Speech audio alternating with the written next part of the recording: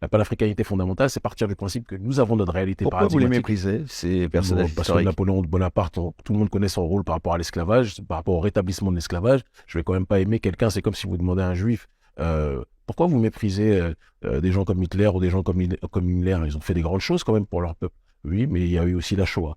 Napoléon, le rôle qu'il a eu dans le rétablissement de l'esclavage, c'est quelque chose qui est enraciné dans ma mémoire et c'est un héros pour vous. Je n'en disconviens pas, mais c'est quelqu'un que je méprise. De Gaulle, quand on sait le regard qu'il avait par rapport justement aux populations africaines, quand on sait le rôle qu'il a eu après les décolonisations dans l'établissement de la France-Afrique, c'est quelqu'un que je méprise profondément, mais je ne disconviens pas d'une réalité qui est que un oppresseur pour moi peut être un héros pour vous, et je sais ce qu'il a fait de Londres, ce qu'il a fait pour vous, sachant que, et à Londres, ce qu'il a fait pour vous, tant mieux pour vous, mais votre héros n'est pas le mien. Simplement, je ne vais pas vous demander de détruire vos statuts, de détruire votre héros en disant que c'est quelqu'un qui nous a fait du mal, parce que je pars du principe qu'on a des réalités et des histoires différentes. Il faut que chacun accepte le paradigme de l'autre, tout en sachant qu'on n'a pas à imposer le paradigme des uns aux autres. Et c'est ça le problème qu'il y a eu dans le pseudo-universalisme des droits de l'homme et dans la globalisation quelque part de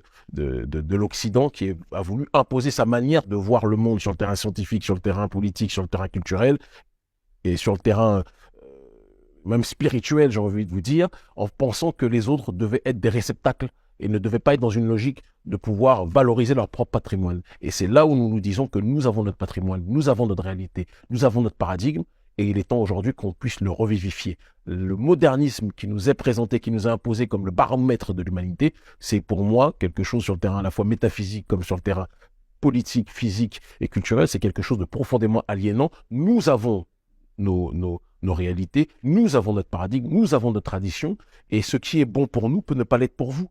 Mais quand je regarde ce qui nous est présenté dans le cadre du progrès, quand je regarde aujourd'hui que votre progressisme nous permet d'avoir des hommes qui sont capables quelque part d'accoucher ou de tomber enceinte, c'est votre progrès à vous, c'est une dégénérescence pour nous.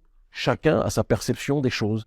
Et je pense qu'il est temps qu'aujourd'hui, chacun soit capable de revendiquer sa culture sans l'imposer à l'autre, mais qu'on soit comme un bouquet de fleurs où chaque fleur est belle de par sa couleur particulière sans avoir besoin de créer une uniformisation des couleurs, ce que quelque part la globalisation néolibérale voudrait que l'on ait. C'est quelque chose, moi, qui me gêne.